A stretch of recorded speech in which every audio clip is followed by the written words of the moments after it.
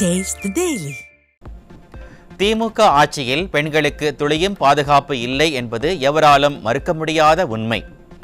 சிறுமிகள் முதல் மூதாட்டிகள் வரை பாலியல் வன்கொடுமையால் பாதிக்கப்படுவதும், அரசு பள்ளி முதல் ஓடும் ரயில் வரை எங்குமே பெண்களுக்கு பாதுகாப்பு இல்லை என எதிர்க்கட்சி தலைவர் எடப்பாடி கே பழனிசாமி குற்றச்சாட்டு. தமிழ்நாட்டில் பெண்களுக்கு பாதுகாப்பான சூழல் அமைய வேண்டும் என்றால் ஒரே வழி திமுக அரசு விழுந்து அதிமுகவின் நல்லாட்சி அமைவதுதான். Say yes to women safety and AIADMK மற்றும் say no to drugs, say no to DMK என்ற போதைப்பொருள் புழக்கத்திற்கு எதிரான போராட்டத்துடன் பெண்கள் பாதுகாப்பை உறுதி செய்வதற்கான போராட்டமும் தொடரும் என எதிர்க்கட்சி தலைவர் அறிவிப்பு. மாணவிகள் மற்றும் சிறுமிகளுக்கு எதிராக நடைபெற்று வரும் பாலியல் வன்கொடுமைகளை கட்டுப்படுத்த தவறிய ஸ்டாலின் அரசை கண்டித்து அதிமுக மாணவர் அணி சார்பில் ஆர்ப்பாட்டம்.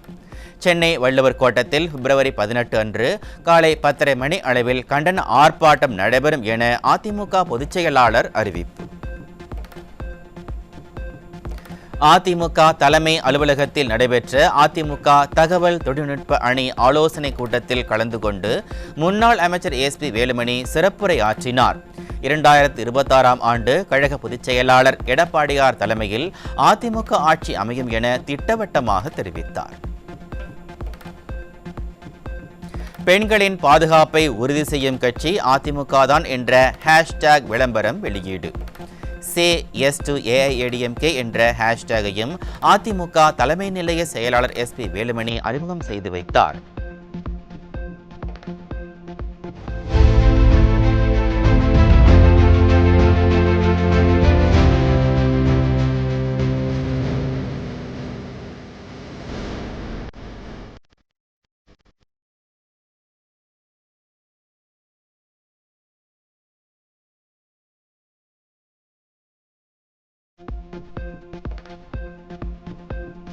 அதிமுகவின் கோரிக்கைகளையும் வாதங்களையும் சென்னை உயர்நீதிமன்றம் ஏற்றுக்கொண்டுள்ளது.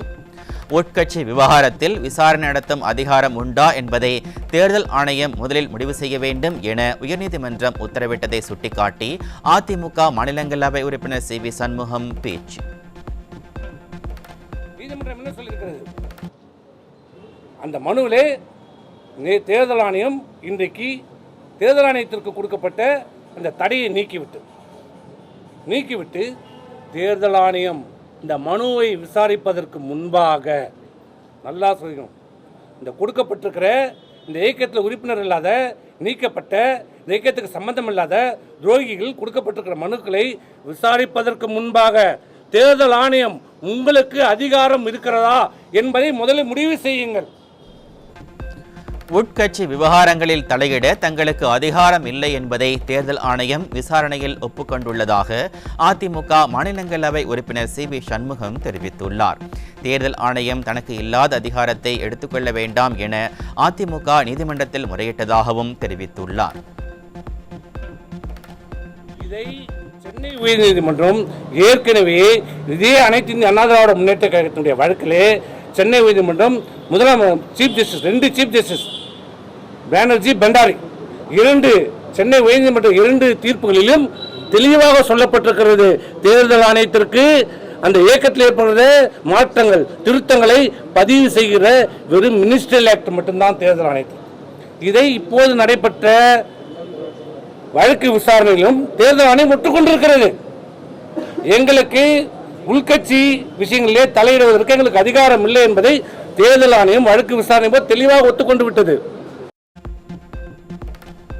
தருமபுரி அருகே அரசு பள்ளி மாணவிகளிடம் தகாத முறையில் பேசி பாலியல் தொந்தரவு கொடுத்த கணித ஆசிரியர் போக்சோவில் சிக்கினார்.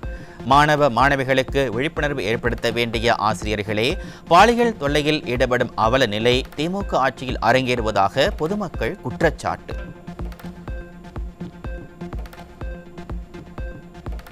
சேலம் மாவட்டம் மேட்டூர் அருகே வீட்டில் தனியாக இருந்த 12ஆம் வகுப்பு படிக்கும் சிறுமிக்கு பாலியல் தொல்லை கொடுத்த உறவினர் போக்சோ சட்டத்தில் சிக்கினார். மாணவிகள் மீதான பாலியல் அச்சுறுத்தல்கள் அதிகரித்து வரும் நிலையில் திமுக அரசு ஆழ்ந்த உறக்கத்தில் இருப்பதாக பொதுமக்கள் குற்றச்சாட்டு.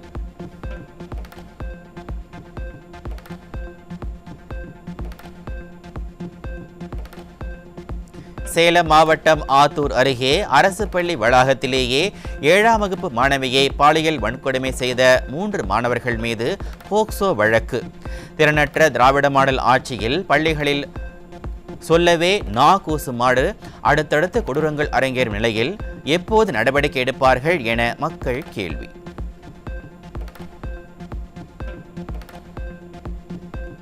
விழுப்புரம் மாவட்டம் செஞ்சி அருகே காதல் தொல்லையால் 13 வயது பள்ளி மாணவி தூக்கிட்டு தற்கொலை செய்து கொண்ட விவகாரத்தில் தவேக நிர்வாகி மீது போக்சோ வழக்கு பாய்ந்தது. இந்த வழக்கில் தவேக நிர்வாகி சரவணன் கைதான நிலையில் அக்கட்சியின் மாவட்ட செயலாளர் குண சரவணனின் மனைவி தலைமறைவாகியுள்ளதாக தகவல். வயசு பொண்ணு லவ் டார்ச்சர் பண்ணி அந்த பையன் 25 வயசு பையன் சரவணன் ஒரு பையன் சார். அந்த பையன் என் பொண்ணை நேற்று ஒரு ஃபங்க்ஷனில் கூட்டின்னு போய் என்ன பண்ணான்னு தெரிலங்க சார். அவள் அக்கா சங்கீதா, அந்த மாவட்ட செயலாளர் விஜய் மாவட்ட செயலாளர் குணசரவணன் சங்கீதா, இவங்க 3 இட்டுன்னு போய் என் பொண்ணை என்ன பண்ணாங்கன்னு தெரில சார். வீட்டுக்கு அழுதுன்னு வச்சு என்னன்னு கேட்டால் எதுவும் சொல்லுங்க சார். சரி நான் காலையில் விடிஞ்சு பேசிக்கலாம் படுக்கலாமா அப்படின்னு சொல்லிட்டு போய் படுக்க சொன்னேன். திடீர்னு போய் பார்த்தா தூக்க மாட்டேன்னு வாங்குது சார் என் குழந்தை. தேனி மாவட்டம் ஆண்டிப்பட்டி அருகே 13 வயது சிறுமியை திருமணம் செய்து கர்ப்பமாக்கிய புகாரில் இளைஞர் போக்சோவில் சிக்கினார். திறனற்ற ஸ்டாலின் ஆட்சியில் சமூக நலத்துறை கும்பகர்ண தூக்கத்தில் இருப்பதால் குழந்தை திருமணங்கள் அதிகரித்து வருவதாக பொதுமக்கள் ஆவேசம்.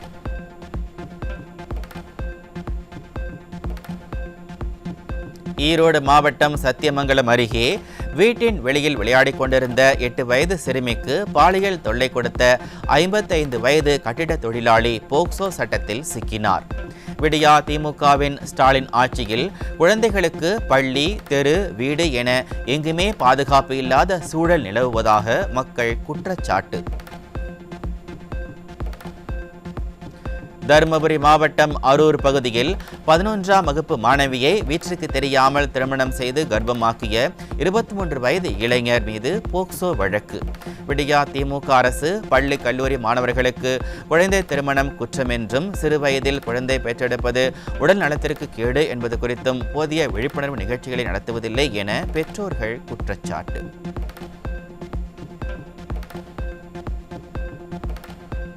கிருஷ்ணகிரியில் உள்ள அரசு பள்ளியில் 14 வயது சிறுமி திருமணம் முடிந்து தாலியுடன் பள்ளிக்கு வந்ததால் ஆசிரியர்கள் அதிர்ச்சி.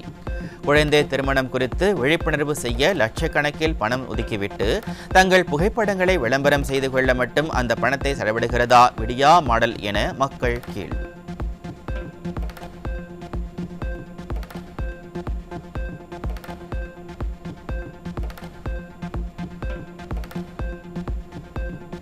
சென்னை அசோக் நகரில் தனியார் பள்ளியில் 9ஆம் வகுப்பு படிக்கும் மாணவனுக்கு பாலியல் தொல்லை கொடுத்த ஆசிரியர் போக்சோவில் சிக்கினார்.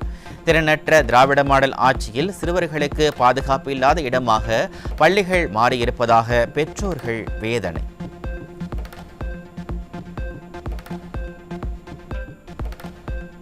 ஈரோடு மாவட்டம் சித்தோடு அருகே கணவனை மனைவியை குத்தி கொலை செய்த சம்பவம் அரங்கேறியுள்ளது. ஸ்டாலின் ஆட்சியில் கொலைகள் நடைபெறாத நாட்களே இல்லை என சொல்லும் அளவிற்கு சட்டம் ஒழுங்கு சந்தி சிரிப்பதாக மக்கள் விமர்சனம்.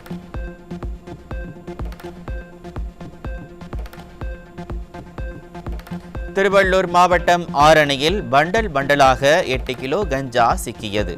திராவிட மாடல் ஆட்சியில் தமிழகம் போதை வியாபாரிகளின் புகலிடமாக மாறியிருப்பதாக மக்கள் விமர்சனம்.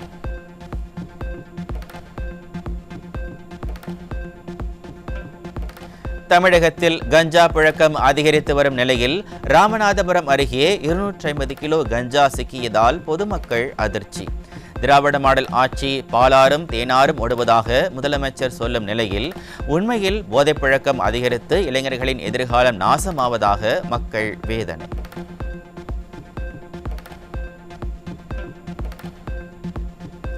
நெல்லை வீட்டு வசதி வாரிய குடியிருப்பு பகுதியில் 10 கிலோ கஞ்சா சிக்கியது. திறனற்ற திமுக ஆட்சியில் கஞ்சா விற்பனை நாளுக்கு நாள் அதிகரித்து கொலை, கொள்ளை, பாலியல் வன்கொடுமை சம்பவங்கள் அதிகரித்திருப்பதாக மக்கள் வேதனை. நீலகிரி மாவட்டம் கூடலூர் அருகே பேருந்தில் மூட்டையாக குட்கா மற்றும் புகையிலை பொருட்களை கடத்திய நபர் சிக்கினார். ஸ்டாலின் ஆட்சியில் பேருந்தில் சர்வசாதாரணமாக கடத்தல் நடக்கும் அளவிற்கு காவல்துறை செயலிழந்து இருப்பதாக மக்கள் விமர்சனம்.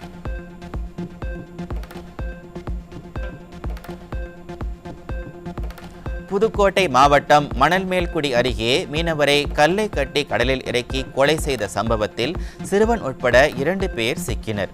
திறனற்ற திமுக ஆட்சியில் கொலை சம்பவங்கள் அதிக அளவில் நடைபெறுவதால் பொதுமக்கள் அச்சம். திருப்பூர் மாவட்டம் பல்லடம் அருகே பட்டப்பகலில் வீட்டின் பூட்டை உடைத்து அடுத்தடுத்து 2 வீடுகளில் கைவரிசை காட்டிய மர்ம நபர்கள். பகலில் கூட கொள்ளை நடைபெறும் அளவிற்கு பாதுகாப்பற்ற சூழலை உருவாக்கியதுதான் திராவிட மாடல் கொடுத்த விடியலா என மக்கள் கேள்வி.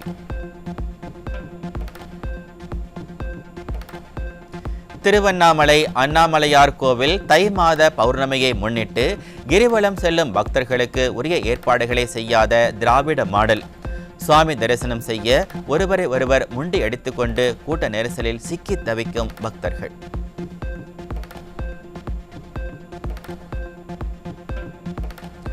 அண்ணாமலையார் கோவிலில் தலைமை குருக்களை கோவில் இணை ஆணையாளர் ஒருமையில் அநாகரிகமாக பேசியதால் அதிர்ச்சி. அறநிலையத்துறை அதிகாரியின் அராஜகத்தை கண்டித்து கோவில் குருக்கள் தர்ணா போராட்டத்தில் ஈடுபட்டதால் பரபரப்பு. தேனி மாவட்டம் பெரியகுளத்தில் திருட்டு வழக்கில் கைது செய்யப்பட்ட நபர்களை காவல்துறையினர் தலைகீழாக கட்டி தொங்கவிட்டு அடித்ததாக கூறி பாதிக்கப்பட்டவர்கள் அரசு மருத்துவமனையில் சிகிச்சைக்காக அனுமதி. ஸ்டாலின் ஆட்சியில் அதிக அளவில் லாக்அப் மரணங்கள் நிகழ்ந்தபோது ஆட்சியாளர்கள் கண்டுகொள்ளாமல் இருந்ததால் இத்தகைய அத்துமீறல்கள் நிகழ்வதாக மக்கள் விமர்சனம்.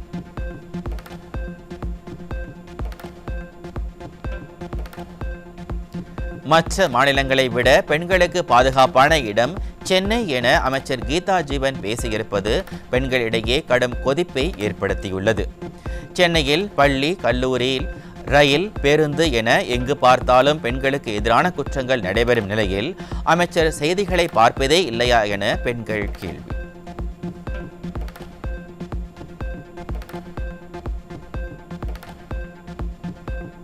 முதல்வர் மருந்தகம் திட்டத்தின் கீழ் 1000 மருந்தகங்களை திறக்க தமிழக அரசு திட்டம். திட்டத்தின் முன்னேற்றம் மற்றும் செயல்பாடு பற்றிய முழுமையான தகவல்களை பெறுவதற்காக அரசு மேலும் விரிவான புள்ளி விவரங்களை வெளியிட வேண்டும் என மக்கள் எதிர்பார்ப்பு. சென்னையில் 15 மண்டலங்களில் நிலத்தடி நீர் அளவு சரிந்திருப்பதாக தகவல். குடிநீர் தேவையை நிறைவேற்ற மழைநீர் சேகரிப்பு, குளங்கள் மற்றும் ஏரிகளை புனரமைத்தல் போன்ற நடவடிக்கைகளை திமுக அரசு மேற்கொள்ளுமா என மக்கள் கேள்வி.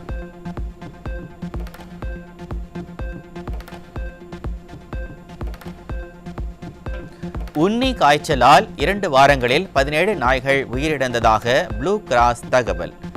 உண்ணி காய்ச்சலால் நாய்களுக்கு வெறி பிடிப்பதாகவும் இதனால் நாய்க்கடி தொல்லை தமிழகமெங்கும் அதிகரித்து வரும் நிலையில் திமுக அரசின் மாநகராட்சி நடவடிக்கை எடுக்குமா என மக்கள் கேள்வி.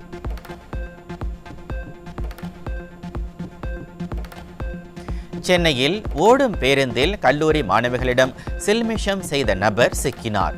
திறனற்ற ஸ்டாலின் ஆட்சியில் பட்ட பகலில் கூட பேருந்துகளில் கல்லூரி மாணவிகள் பயணம் செய்ய முடியாத அவல நிலை இருப்பதாக பொதுமக்கள் கொந்தளிப்பு.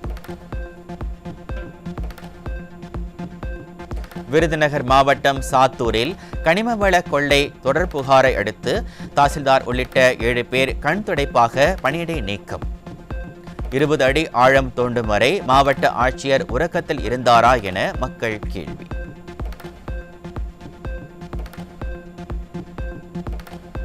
திருவாரூர் மாவட்ட திமுகவில் நிலவும் உட்கட்சி பூசலாலும் ஊழலாலும் ஊசலாடும் கூத்தாநல்லூர் நகராட்சி நிர்வாகம். ப்ளீச்சிங் பவுடர் போடலாமே போட்டதாக பொய்க்கணக்கு எழுதுவது உட்பட திமுக நகராட்சி தலைவர் பல்வேறு முறைகேடுகளில் ஈடுபடுவதாக திமுக கவுன்சிலர்களே பொதுவெளியில் புலம்பும் அவலம்.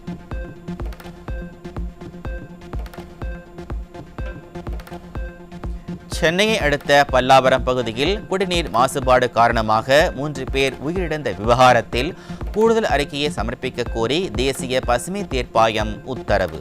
இதுகுறித்து தமிழ்நாடு நீர் வழங்கல் மற்றும் வடிகால் அமைப்பு வாரியம் சமர்ப்பித்த அறிக்கையில் தெளிவு இல்லாததால் கூட்டு வைத்த தேசிய பசுமை தீர்ப்பாயம். 10 அம்ச கோரிக்கைகளை வலியுறுத்தி பிப்ரவரி 25ஆம் தேதி ஒரு நாள் விடுப்பு போராட்டத்தை அறிவித்த தமிழ்நாடு தொடக்கப்பள்ளி ஆசிரியர் கூட்டணி பேரியக்கத்தினர். திராவிட மாடல் அரசு 4 ஆண்டுகளாக எந்த கோரிக்கையை நிறைவேற்றாமல் இருப்பது ஆசிரியர்களை மனவேதனைக்கு ஆளாக்கி இருப்பதாகவும் காட்டம்.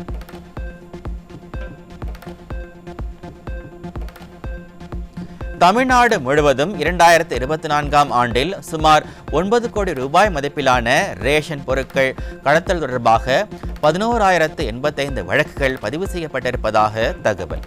விஞ்ஞான ரீதியில் ஊழல் செய்பவர்கள் என பெயர் பெற்றவர்கள் ஆட்சியில் சிக்கியதே இவ்வளவு என்றால் சிக்காமல் எவ்வளவு பொருட்கள் கடத்தப்பட்டிருக்கும் என மக்கள் கேள்வி.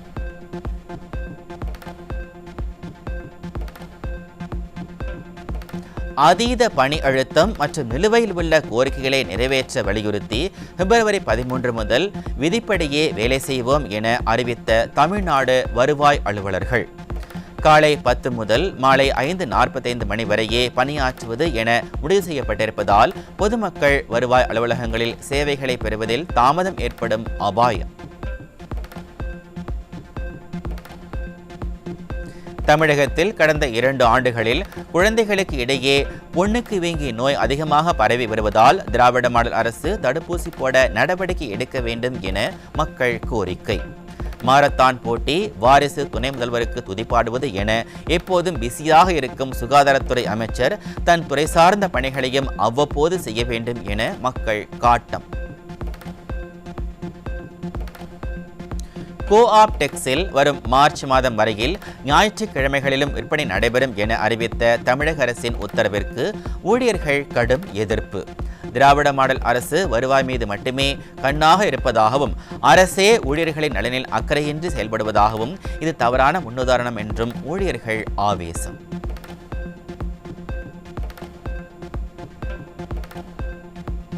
திறனற்ற திராவிட மாடல் ஆட்சியில் கல்வித்துறை செயலாளர் 4 முறை மாற்றப்பட்டதால் IAS அதிகாரிகள் அதிருப்தி. 6 மாதத்திற்கு ஒரு செயலாளர் என மாற்றிக்கொண்டே இருந்தால் எப்படி நிர்வாகம் செய்ய முடியும், எப்படி பணிகளை மேற்கொள்ள முடியும் என புலம்பும் அவலம்.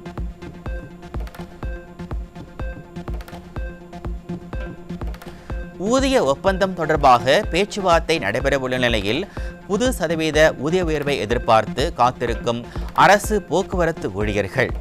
சேவை நோக்கத்தோடு செயல்படும் அரசு போக்குவரத்து கழகங்களின் நஷ்டத்தை அரசே ஏற்க வேண்டும் என ஊழியர் சங்கத்தினர் கேட்டிருப்பதாக தகவல். திராவிட மாடல் ஆட்சிக்கு வந்து 4 ஆண்டுகள் முடிய போகும் நிலையில் 20 ஆண்டுகளுக்கு மேலாக பணியாற்றிய காவல்துறையினர் பதவி உயர்வு காத்திருக்கும் அவலம். நிதி பற்றாக்குறையால் தள்ளாடும் நிலையில் பதவி உயர்வு கொடுத்தால் சம்பள உயர்வு கொடுக்க வேண்டும் என்பதால் பதவி உயர்வை நிறுத்தி வைத்திருப்பதாக காவல்துறையினர் புலம்பல். சென்னை மாநகரத்திற்கு 3000 பேருந்துகள் தேவைப்படும் நிலையில் ஸ்டாலின் அரசு வெறும் 600 பேருந்துகளை மட்டுமே வாங்க முடிவு செய்திருப்பதால் மக்கள் அதிர்ச்சி.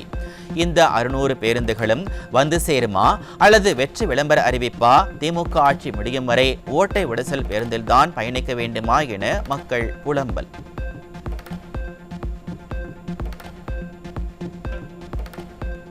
தூய்மை பணியாளர்கள் மற்றும் கடைநிலை ஊழியர்களை விட கௌரவ விரிவுரையாளர்களின் சம்பளம் குறைவாக இருப்பதாக கௌரவ விரிவுரையாளர்கள் வேதனை. போராட்டங்களை கண்டும் காணாமல் இருக்கும் திமுக அரசுக்கு அடிப்படை சம்பளமாக 50,000 வேண்டும் என கௌரவ விரிவுரையாளர்கள் கோரிக்கை.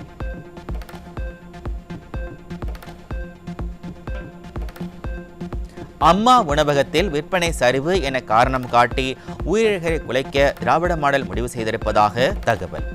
விற்பனை செய்ய வேண்டாம் என மறைமுகமாக அழுத்தம் கொடுப்பதாக அம்மா உணவக ஊழியர்கள் குற்றச்சாட்டு.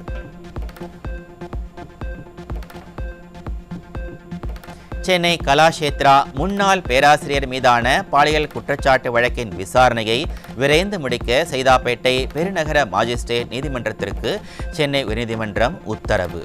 நீதிமன்றத்தின் உத்தரவு பாதிக்கப்பட்ட மாணவிகளுக்கு நீதி வழங்கும் ஒரு முக்கியமான நடவடிக்கையா என மக்கள் கருத்து. மும்பை கண்காட்சியில் விட்டுத் தருவதாக கூறி 8 கோடி ரூபாய் மதிப்புடைய தங்க நகைகளை அபே செய்த சென்னை பாரிமுனையைச் சேர்ந்த அண்ணன் தம்பி உட்பட 3 பேர் சிக்கினர்.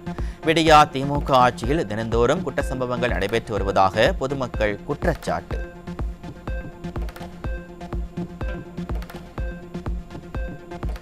JEE தேர்வு முடிவில் 100 மதிப்பெண்களை பெற்ற 14 பேரில் 5 பேர் ராஜஸ்தானை சேர்ந்தவர்கள் என்பதால் வலுக்கும் சந்தேகம். தேர்வில் முறைகேடுகள் நடந்திருக்கலாம் என தேர்வு எழுதிய மாணவர்கள் வேதனை.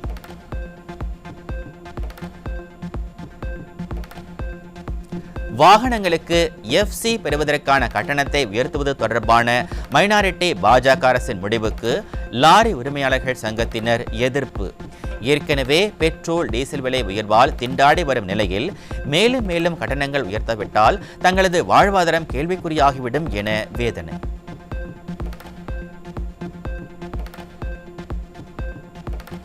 குஜராத்தை சேர்ந்த நிறுவனத்திற்கு பங்கு சந்தை பரிவர்த்தனைகளில் ஈடுபட தடை விதித்த இந்திய பங்குச்சந்தை ஒழுங்குமுறை ஆணையம் வருமானமே இல்லாத சூழலில் முதலீட்டாளர்களை ஏமாற்றி 1089% பங்குகளின் மதிப்பை உயர்த்தியதாக மோசடியில் ஈடுபட்ட நிறுவனம் சிக்கியது.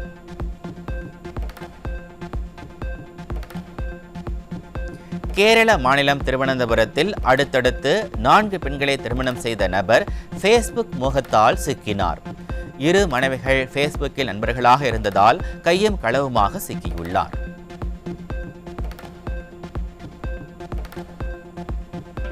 மகாராஷ்டிராவை GBS எனப்படும் அரிய வகை நரம்பியல் பாதிப்பு நோயால் 167 பேர் பாதிக்கப்பட்டிருக்கும் நிலையில் இதுவரை 7 பேர் பலியாகி உள்ளனர். நோய் பாதிப்பு அதிகரித்து வரும் நிலையில் மைனாரிட்டி பாஜக அரசுகள் நடவடிக்கை எடுக்குமா இல்லையா என மக்கள் கேள்வி.